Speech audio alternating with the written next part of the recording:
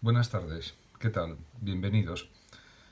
Hoy voy a realizar un comentario de 3 párrafos de una obra magnífica del filósofo Edmund Husserl, que nació en 1859 y murió en 1938, y que en los años 1900 y 1901 publicó 2 volúmenes de su tratado Investigaciones Lógicas, Investigaciones Lógicas 1, Investigaciones Lógicas 2, en las que presenta por primera vez lo que él denominó fenomenología y que ha sido una corriente filosófica importantísima durante el siglo XX y que también lo es en el siglo XXI, si bien con otras orientaciones fenomenológicas por parte de otros fenomenólogos. Pero está claro que Husserl fue el que creó la fenomenología y luego hubo otros filósofos posteriores que ampliaron o variaron la metodología de la fenomenología, pero el fundador fue Husserl. En este sentido, en su tratado sobre las investigaciones lógicas, su tratado titulado Investigaciones Lógicas, trata numerosas cuestiones realmente muy interesantes y que, por supuesto, que se pueden analizar, comentar y explicar de una manera minuciosa y a la vez clara. Es evidente que esta gran obra, que está compuesta por 2 tomos, el primero de unas 382 páginas y el segundo de 777, pues fue un trabajo arduo, complejo, y que Husserl lo desarrolló de forma admirable. Si nos situamos, por ejemplo, en la página 68 de la edición en PDF, por ejemplo, de las investigaciones lógicas, se habla, por ejemplo, de la cuestión del psicologismo en relación con la lógica, fundamentalmente, y con la filosofía. Y dice el propio Husserl: según Lipps, parece incluso que la lógica debería subordinarse a la psicología como mera parte integrante. Dice este autor: este hecho, precisamente, de que la lógica sea una disciplina particular de la psicología, distingue una de otra con suficiente claridad. El propio Husserl no estaba de acuerdo con este planteamiento, que consideraba que la lógica tenía aspectos psicológicos y por tanto debía subordinarse a los principios de la psicología, porque la psicología, está claro que parte de cómo piensan las personas, cómo razonan, cómo entienden, cómo memorizan, cómo intuyen la realidad, etc. En cambio, la lógica busca unos procedimientos rígidos, pautados, también coherentes, por supuesto, que nos permiten llegar a conclusiones. En este sentido, en el propio libro de Husserl, Investigaciones Lógicas, dice en uno de los apartados: la demostración de la tesis psicologista, escribe el propio Husserl: si preguntamos cuál sea la justificación de semejantes opiniones, se nos presenta una argumentación sumamente plausible, que parece eliminar de antemano toda ulterior discusión. Pero claro, es una simple apariencia de discurso que no va a la raíz del tema, del asunto. Por tanto, dice Husserl, definas el arte lógico como se quiera. Es verdad, se puede pensar que es un arte de pensar, como dice Husserl, de juzgar, de raciocinar, de conocer, de demostrar, de saber, de las direcciones del entendimiento en la persecución de la verdad o de la apreciación de los fundamentos de prueba, etc. Siempre encontramos actividades o productos psíquicos como objeto de regulación práctica. En este sentido, puede parecer que la lógica pues también son procesos de tipo psicológico, pero claro, se diferencia en que hay un rigor que está causado por la necesidad de los pasos deductivos y también de las premisas, y que lleva a una serie de conclusiones que están predeterminadas si aplicamos las reglas lógicas realmente a las premisas. Y sigue diciendo Husserl: y así como en general la elaboración técnica de una materia supone el conocimiento de sus propiedades, así ocurrirá también aquí, tratándose especialmente de una materia psicológica. Y llega a decir también Husserl: la psicología, y más concretamente la psicología del conocimiento, será por ende la que suministre el fundamento teórico para la construcción de un arte lógico. Está claro que sí, se pueden analizar psicológicamente los procesos lógicos, por supuesto, y los fundamentos teóricos de la lógica, pero realmente la lógica trata ¿de qué? Pues trata de juicios, de raciocinios, deducciones, inducciones, definiciones, clasificaciones, y esto diríamos que desborda el campo de lo puramente psicológico. En este sentido, como dice también Husserl, como escribe Husserl, lo psicológico hunde su raíz en los mismos conceptos constitutivos de las leyes lógicas, y esto es cierto, como por ejemplo pues los conceptos de verdad y falsedad, afirmación y negación, universalidad y particularidad, principio y consecuencia, etc.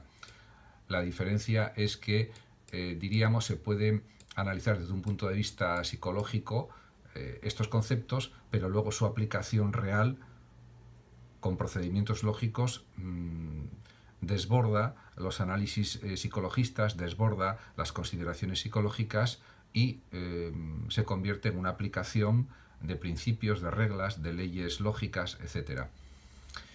Por eso, luego a continuación, hay otro parágrafo de Husserl en Investigaciones Lógicas titulado Los argumentos habituales del partido contrario y su solución por parte de los psicologistas. Y aquí dice el propio Husserl: la parte contraria, con extraña insistencia, cree poder fundar la rigurosa distinción de ambas disciplinas en el carácter normativo de la lógica. Y esto en principio parece bastante plausible, parece pues una afirmación completamente coherente y racional, porque es verdad que hay una normatividad lógica de los principios lógicos, sobre todo de las reglas lógicas, de la aplicación de esas reglas lógicas en los procesos deductivos, en la construcción también del lenguaje formal de la lógica o del lenguaje especializado de la lógica, etc. Y sigue diciendo Husserl: la psicología, se dice, considera el pensamiento tal como es, la lógica tal como debe ser. Yo creo que esta es la frase clave y crucial en este texto, en este fragmento de las investigaciones lógicas de Husserl, porque en efecto la psicología pues lo que analiza es los motivos de por qué se construye el lenguaje de una forma o de otra, o por qué las personas tienen determinadas conductas verbales o tienen determinadas proferencias habladas, verbales, etcétera, o tienen un tipo de discurso, tienen otro tipo de discurso o de explicación, y eso, pues sí, puede haber una serie de fundamentaciones psicológicas que lo expliquen en relación con la conducta hablada, etcétera, pero luego la lógica dice que hay unas pautas, diríamos que estrictas, rigurosas, para proceder de una manera deductiva, de una manera correcta, coherente y que nos lleve a la verdad, que conduzca a la verdad, a la validez. En cualquier demostración lógica, si la persona se salta uno de los pasos lógicos, no se llega a una conclusión válida o correcta. Y esto es lo propio puramente de la lógica. De todas maneras, el propio Husserl quiere seguir analizando la cuestión y escribe: la primera trata de las leyes naturales del pensamiento, la segunda de sus leyes normales. Así leemos, dice Husserl, en las lecciones de lógica de Kant, redactadas por Haeckel: algunos lógicos anteponen a la lógica principios psicológicos, pero introducir en la lógica semejantes principios es tan absurdo como sacar la moral de la vida. Si tomásemos los principios a la psicología, esto es, a las observaciones sobre nuestro entendimiento, solo veríamos cómo tiene lugar el pensamiento y cómo es bajo las muchas y variadas trabas y condiciones subjetivas. Pero esto solo nos conduciría al conocimiento de leyes meramente contingentes. Claro, leyes meramente contingentes significa leyes que pueden cambiar, que no son necesarias y que por lo tanto pueden ser objeto de cambio en cualquier momento. Y la lógica, en cambio, trabaja con reglas necesarias, evidentes, y que por lo tanto no pueden cambiar cada cierto tiempo. En este sentido, hay un uso necesario de la lógica propio de las leyes lógicas también. Por eso escribe también Husserl a continuación: ahora bien, en la lógica no se pregunta por reglas contingentes, sino por necesarias. No se pregunta cómo pensamos, sino cómo debemos pensar.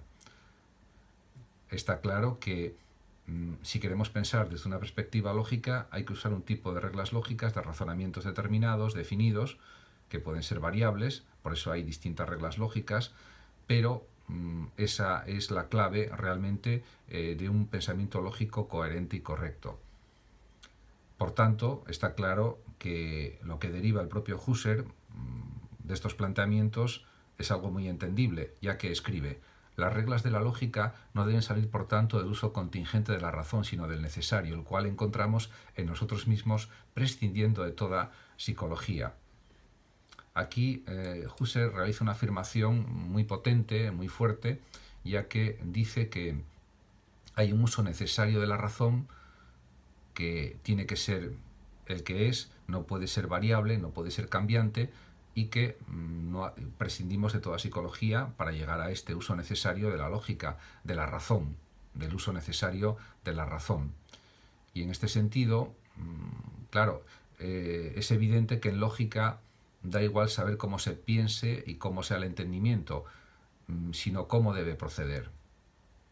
Por tanto, es evidente que se deduce de ello lo que el mismo Husserl escribe de forma clara, al decir: la lógica, viene a decir, debe enseñarnos el recto uso del entendimiento. Este es el concordante consigo mismo. En este sentido, ha delimitado muy claramente Husserl el uso necesario de la lógica, de las explicaciones psicologistas, de los procedimientos lógicos, que son cosas muy diferentes. Bueno, gracias a todos por haber visto este vídeo y les invito a mi próximo vídeo. Espero que les haya gustado. Muchas gracias y hasta siempre. Saludos.